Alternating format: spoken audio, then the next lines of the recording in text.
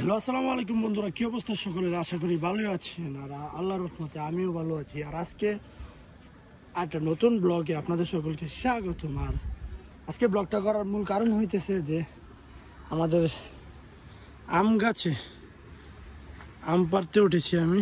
আর এই আমগুলা পড়ে যেতেছে অনেকটা। আর আমার সাথে উঠছে গাছের ভিতরে আমার ছোট ভাই আমিনুল।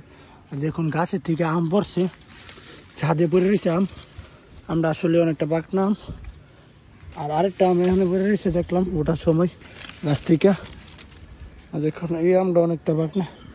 আর আমাদের গাছের যে আমগুলা আছে, এই সবগুলা আম যে আমগুলা আপাতত গাছ পাকনা বলতে গেলে গাছের মধ্যে কিছুটা লাল হয়ে রয়েছে, এই আমগুলাই আমরা পারবো এখন এই মুহূর্তে। আর এই জন্য ছোটো ভাই আমিনুলকেও তুলছি।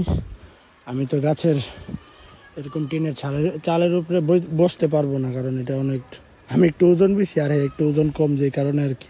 তা আমিনুল উঠে এই জায়গায় যা পেটালো। তো আমাদের এই ছোটো গাছে দেখুন মাশাল্লাহ কত বেশি আম হয়েছে। আর আমগুলা আরও 2-3 বার পারা হয়েছে, যে কারণে আম এখন আপাতত কম লাগতেছে। দেখুন আমাদের আরেকটা গাছেও আম, কিন্তু একটা সমস্যা হয়েছে যে বেশিরভাগই গাছটারে মুখ লাগাই দিছে মানুষ। আর যেই কারণে ভিতরে আমগুলোর ভিতরে কিছু আমের ভিতরে একটু টুক টুক থাকে আর কি, দইরা গেছে টুক। আর এখন আমিনুলে গাছ থেকে আম পারতেছে, আমিও আম দেখতেছি কোনগুলা পারার মতো বা পারবো।